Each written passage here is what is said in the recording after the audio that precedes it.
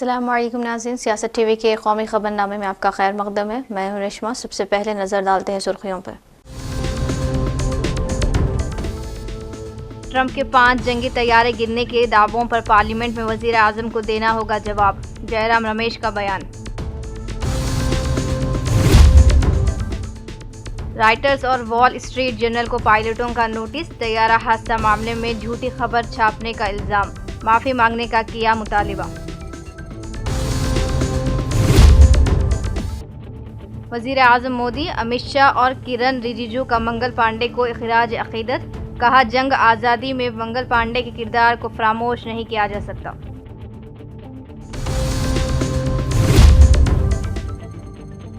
UP के शहर संभल में दरगाह को मुनज़्ज़म करने का हुक्काम ने दिया नोटिस, अवाम में बेचैनी, कहा जानबूझकर मस्जिदों और दरगाहों को बनाया जा रहा है निशाना।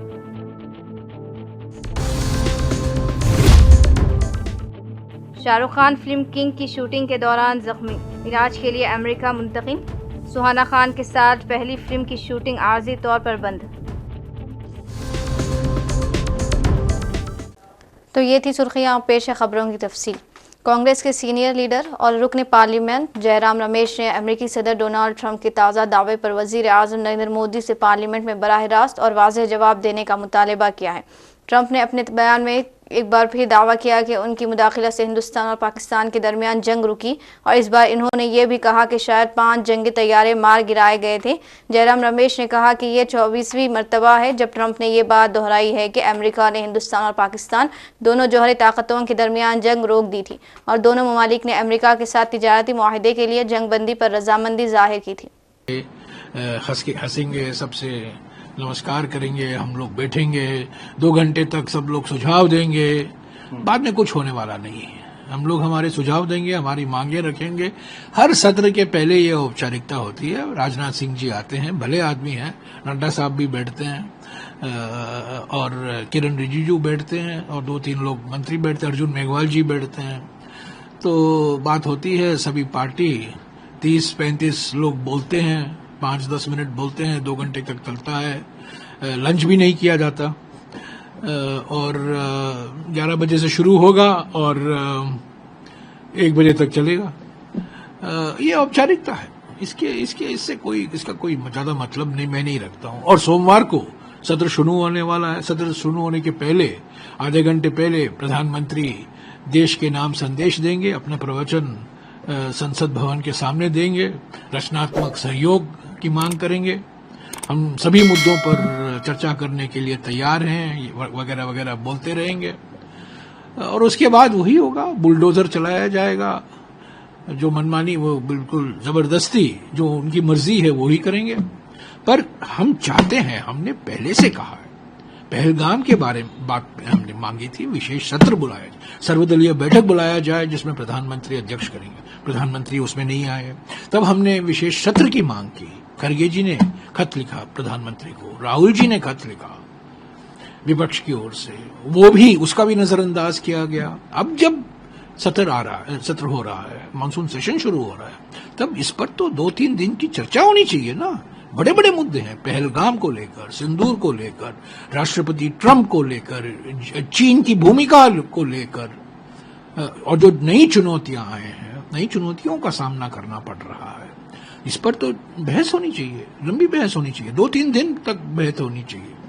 कांग्रेस जनरल सेक्रेटरी प्रियंका गांधी ने इल्जाम लगाया कि बीजेपी की हुकूमत छत्तीसगढ़ के जंगलात वजीर आजम नरेंद्र मोदी के अजीज सनतकार गौतम अडानी के हवाले कर रहे हैं और रियासत के साबिक वजीर आला भूपेश बघेल इसके सख्त मुखालिफत कर रहे हैं, इसलिए उनके खानदान को सजा दी जा रही है। प्रियंका गांधी ने आज कहा कि मिस्टर बघेल इस मसले को असेंबली में उठाने वाले थे, लेकिन इससे पहले ही इनकी आवाज़ दबाने के लिए इनके बेटे को गिरफ्तार कर लिया गया है। इन्होंने कहा कि बीजेपी इस तरह के हरबे अपनाती रहती है, लेकिन कांग्रेस के लोग इससे डरने वाले नहीं हैं और वो इसकी मुखालिफत करते रहेंगे। कांग्रेस जनरल सेक्रेटरी ने कहा, गुज़िश्ता 11 सालों में मुल्क अच्छी तरह समझ चुका है कि ये आवाम की आवाज़ को कुचलने और अपोजिशन को दबाने के तरीके हैं, लेकिन इस तरह के हथकंडों से सच को दबाना और अपोजिशन को डराना मुमकिन नहीं। कांग्रेस का हर रुकन बघेल जी के साथ मजबूती से खड़ा है। वज़ीर आज़म नरेंद्र मोदी, मरकज़ी वज़ीर दाखिला अमित शाह और मरकज़ी वज़ीर किरण रिजिजू ने आज मुजाहिद आज़ादी मंगल पांडे की यौम पैदाइश पर इन्हें खराज अकीदत पेश किया और इन्हें बरतानवी नौआबादियाती हुकूमत को चैलेंज देने वाले सरकर्दा मुजाहिदीन में शुमार किया। वज़ीर आज़म नरेंद्र मोदी ने सोशल मीडिया प्लेटफॉर्म एक्स पर एक पोस्ट में अजीम मुजाहिद आज़ादी मंगल पांडे को उनकी यौम पैदाइश पर दिली खराज अकीदत पेश किया और कहा कि वो बरतानवी हुकूमत को चैलेंज देने वाले अव्वल मुजाहिदीन में से एक थे। उनकी जुर्रत और बहादुरी आने वाली नस्लों को मुसलसल तहरीक देती रहेगी। यूपी के संभल में दरगाह को हुकाम ने एक बार फिर नोटिस जारी किया है। हुकाम का कहना है कि यह दरगाह PWD के ज़मीन पर बनाई गई है। हुकाम ने कहा कि दरगाह को मुनद्दिम कर दिया जाएगा। हुकाम के इस नोटिस पर इलाके में गहरी तशवीश पाई जाती है। ये 25 दिन के लगभग हो गए इसमें कार्य हो रहा है। क्या इसमें क्या करना था आपको सबसे? इसमें ये पहले साइड लाना था और फिर 30 फुट पीछे ले जाना था। कितनी आपने शिफ्ट कर दी इसमें? है ये? कितनी शिफ्ट कर दी आपने? ये करीब 18 फीट सड़क से चली गई और बाकी रह रही है। अभी साइड कर रहे हैं थोड़ा सा, क्योंकि मस्जिद से टच होती जा रही है। थोड़ी और साइड करनी पड़ गई। एक मज़ार भी इसके अंदर है, वो कब शिफ्ट करेंगे? वो कल इरादा है उसका करने का। अगर बारिश ना हुई तो कल वो उसकी खोद दी कबर, वो वहाँ पे चला जाएगा। अच्छा, फेस बना रहे हैं इसका? जी, उसका फेस बना रहे हैं। अच्छा, ये ठेका कितने में हुआ था लोगों? ये पहले 10 लाख रुपए में हुआ था। अब कितने टाइम को देखते हुए कुछ बढ़ाया? हाँ, कुछ बढ़ा दिया। अभी ये तो कह नहीं सकते कितना बढ़ाया, कह रहे थे कि बढ़ा देंगे। अच्छा। जी। तो क्या लेबर को नुकसान होता था क्या? जी, लेबर का नुकसान की वजह से टाइम ज़्यादा लग गया। बारिश की वजह से लेबर थाली भी रही, कुछ पानी काटने में टाइम लगा है। कितने दिन और लग जाएंगे लगभग? 10-12 दिन का काम है। अगर बारिश ना हुई तो, बारिश होगी तो थोड़ा और भी टाइम बढ़ जाएगा। कार्य हुए एक सवा महीना हो गया। अच्छा, कितने दिन का रह गया था? अब ये 15-16 दिन में सब क्लियर हो जाएगा। अगर बारिश ना हुई तब, बारिश ना हुई तो 15 दिन में सारा भराव सराव सब एक सा कर देंगे। और ये कितने में हुआ था ठेका? ये 10 का हुआ था। कुछ रकम बढ़ाई गई है? कि रकम इसलिए बढ़ाई गई कि फीचों को और 5 फीट और हटा, बजाय 65 के 70 पकड़, तो 5 फीट की उन्हें 1 लाख बढ़ा है। नोटिस तहसील से आया है। क्या कुछ लिखा है उसमें? उसमें ये लिखा है कि जिस शहादत हुसैन और कारी साहब, तो ये जगह तो शहादत के बाप के नाम दी, फिर शहादत के नाम है। इन्होंने जो है दरगाह को बेनामा करा दिया, उसमें कारी साहब का कोई रोल नहीं है। तो क्या लिखा है? गाठा संख्या को लिखा है? गाठा संख्या 57, 58, वो तो गाठा संख्या चांदी वालों को इनकी एक है, वो हमारे शरीक है। तो इसी वजह से दिया कि गाठा संख्या अलग है? हाँ, इसी वजह से दिया। तो वो हमारा जो शरीक है वो हमारे साथ है, तो हमारे क्या होता मज़ार है दरगाह हजरत याकूब अली शाह। इसकी शिफ्टिंग का कार्य चल रहा है? शिफ्टिंग हाँ पीछे चल रहा है, ये पीछे जाएगा। कितने दिन हो गए इस कार्य को चलते हुए? ये चलते हुए हो गए साहब कम से कम 25 दिन। अच्छा, कितने में इसका ठेका हुआ था? इसका हुआ 10 लाख रुपया। बताया जा रहा है कि काफी लेट हो गया है, तो कुछ पेमेंट भी बढ़ाई गई है। हाँ, कितना कुछ बढ़ाया, कुछ जानकारी? ना अभी देखो पूरा काम होने के बाद में ही होगा जो भी होगा, अभी कुछ ऐसा है नहीं। तो ये एक पीछे जो बेस बन रहा है, क्या बन रहा है? ये दरगाह जाएगी, वहाँ पे जो दरगाह है मेन जो वो मज़ार है उसका, वो पहुँचेगा वहाँ। कितने दिन लग जाएंगे लगभग पूरे कार्य? 1 हफ्ता लगेगा बस, ज़्यादा टाइम नहीं लगेगा, हफ्ता 10 दिन। अब मैं पूछना चाहूँगा कि ये जो मज़ार थी, इसकी कुछ गाठा संख्या आपको पता है? हाँ है, 358 नंबर है। और जो पीछे मदरसा है इसकी? उसकी सबकी टोटल की इसकी 358 नंबर है। गाठा संख्या 358 नहीं है ये सब। कोई नोटिस भी आपको मिला है कुछ? हाँ, क्या है उसका नोटिस? कुछ ना, वो तो उसमें सारी फर्जी बातें हैं।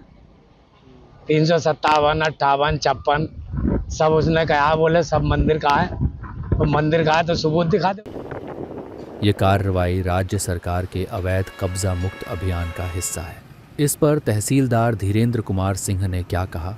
कल मैंने स्पॉट देखा था, तो मुख्य मस्जिद के बगल में जो इन्होंने मीनारें बना रखी हैं उसको आज हमने हटा लेने का निर्देश दिया है और मस्जिद को हटाने का कार्य चल रहा है। और 26 तारीख उन्होंने कहा कि 26 तारीख हमने कहा कि अगर 26 तारीख तक नहीं हो जाएगा तो मैं इसको डिमोलिश कर दूंगा। तो उन्होंने कहा कि 26 तारीख तक हो जाएगा, अगर नहीं हो पाता है तो प्रशासन स्वतंत्र है अपना एक्शन लेने के लिए। कोई नोटिस भी दिया गया? वो एक अलग से एक शिकायत आई थी किसी की कि इनका नाम ही खाते में गलत दर्ज है, तो वो तो पृथक जांच का विषय है, उस पर जांच की जा रही है। जैसा निर्णय होगा आपको बताया जाएगा। इलाहाबाद हाई कोर्ट के लखनऊ बेंच ने बहराइच में सैयद सालार मसूद गाजी की दरगाह पर मुनक़िद होने वाले सालाना उर्स, जिसे जेठ मेला भी कहा जाता है, के मामले में एक अहम तबसरा किया है। हाई कोर्ट ने कहा है कि आम हालत में वो तमाम मजहबी रसूमात जो तवील अरसे से चली आ रही हैं, उन्हें छोटी छोटी वजूहात की बुनियाद पर रियासती हुकूमत की तरफ से रोका नहीं जा सकता, ख़ास तौर पर तब जब रसूमात तर्ज अमल माशरे में सकाफती हम आहंगी को फ़रोग़ देती हों। अदालत ने कहा कि इस मामले में 17 मई को मंजूर किए गए अबूरी हुक्म के तहत किए गए इंतजाम के दौरान अमन और हम आहंगी को बरकरार रखा गया था, इसलिए मुकर्रर तारीखों पर उर्स या मेले के इनेकाद से मुतालिक रियासती हुकूमत के तमाम खदशात भी बेबुनियाद साबित हुए हैं। Justice A.R. मसूद और जस्टिस सुभाष विद्यार्थी की डिवीज़न बेंच ने वक्फ नंबर 19 दरगाह शरीफ बहराइच और दरगाह दीगर की जानिब से दायर दरख्वास्त पर यह हुक्म दिया। इस दरख्वास्त में ज़िले मजिस्ट्रेट की जानिब से दरगाह पर सालाना उर्स की इजाज़त देने से इनकार को हाई कोर्ट में चैलेंज किया गया था। MNS के सरबराह राज ठाकरे ने बीजेपी रुकन पार्लियामेंट निशिकांत दुबे के पटक पटक के मारने वाले बयान पर सख्त रद्द-ए-अमल दिया। इन्होंने तनबीह करते हुए कहा कि एक MP है जो कहता है कि पटक पटक के मारेगा, दुबे मारेगा, तुम मुंबई आओ, हम तुम्हें मुंबई के समंदर में डुबो कर मारेंगे। MNS सरबराह ने पूछा, दुबे को क्या हुआ, कोई मामला हुआ?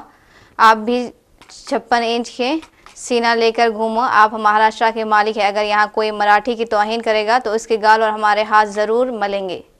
कि जब अपने घर में हो, महाराष्ट्र में हो, यदि बहुत बड़े बॉस हो तो चलो बिहार, चलो उत्तर प्रदेश, चलो तमिलनाडु, तुमको पटक पटक के मारेंगे।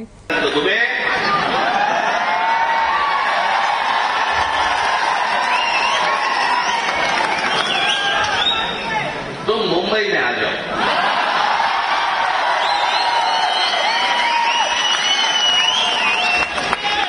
मुंबई के समुंदर में डूबे डूबे कर मारेंगे। और यदि आप में ज्यादा हिम्मत है तो आप हिंदी भाषी को मारते हो तो उर्दू भाषी को भी मारो, तमिलियन को भी मारो, आप जो है तेलुगु वाले को भी मारो। आप जो इस तरह की घटिया हरकत कर रहे हो, और मैंने हमेशा कहा है कि जब अपने घर में हो, महाराष्ट्र में हो, यदि बहुत बड़े बॉस हो तो चलो बिहार, चलो उत्तर प्रदेश, चलो तमिलनाडु, तुमको पटक पटक के मारेंगे।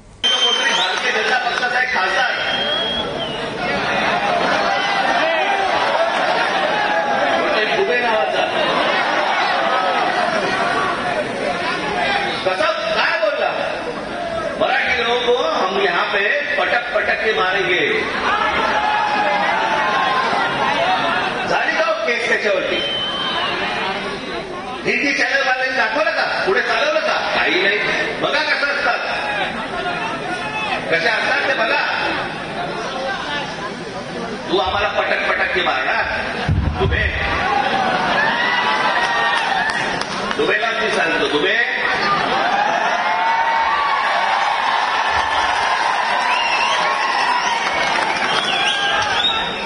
तुम मुंबई में आ जाओ,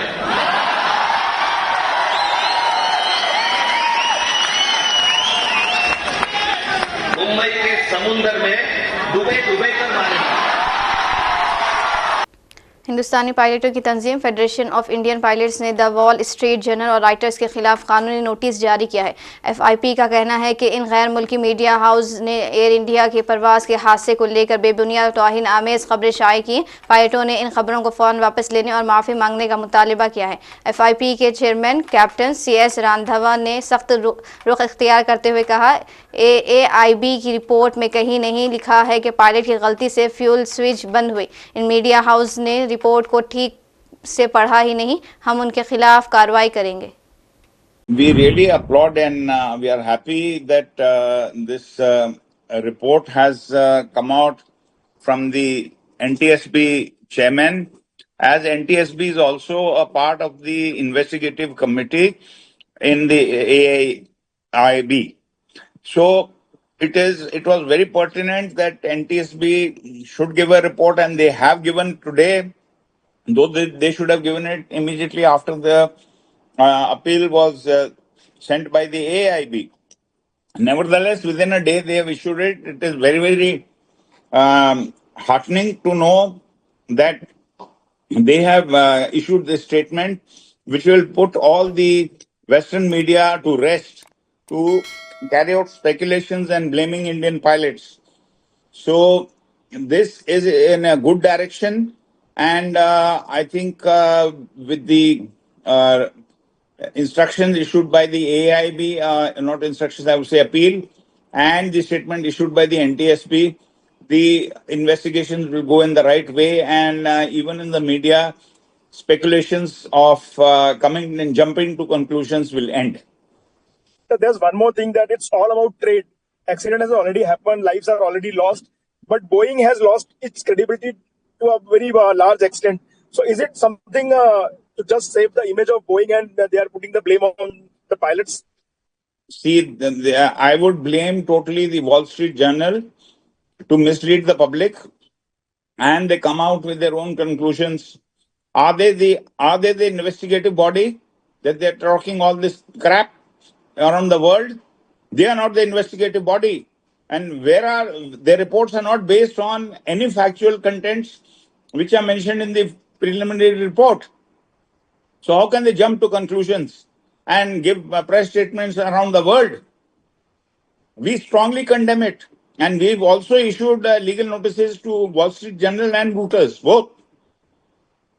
So what is the notice about, sir, and what kind of explanation is got from them? Notices, we have said that I have given a copy to you. We have clearly said, our lawyers have said, how we jump to these conclusions which are not part of the preliminary report of the AIB. How are you blaming the pilots?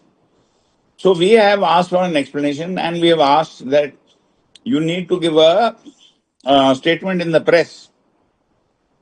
And if they don't do it, then we'll see further action, whatever can be carried out based on the lawyer's advice.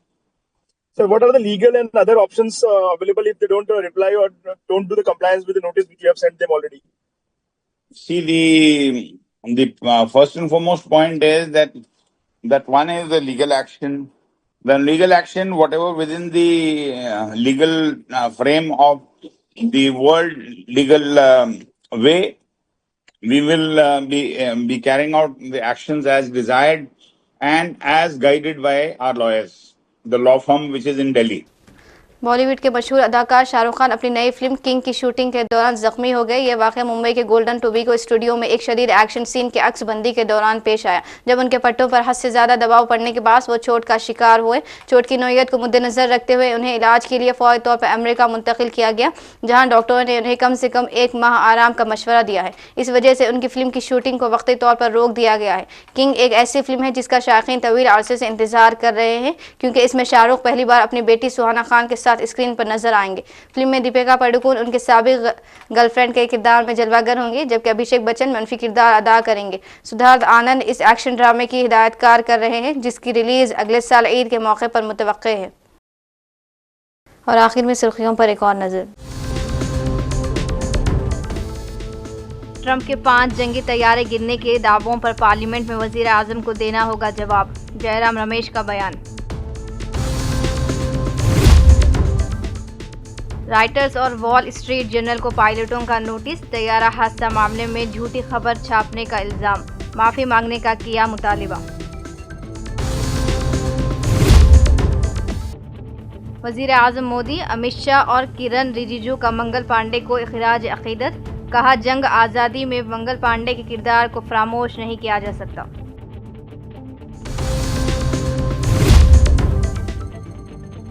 UP के शहर संभल में दरगाह को मुनज़्ज़म करने का हुक्काम ने दिया notice, अवाम में बेचैनी, कहा जानबूझकर मस्जिदों और दरगाहों को बनाया जा रहा है निशाना।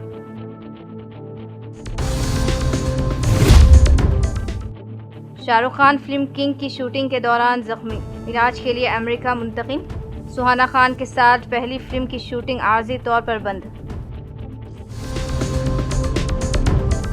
इसी के साथ कौमी खबरनामा अख्तिताम को पहुंचता है। मुझे दीजिए इजाज़त। अल्लाह हाफिज़।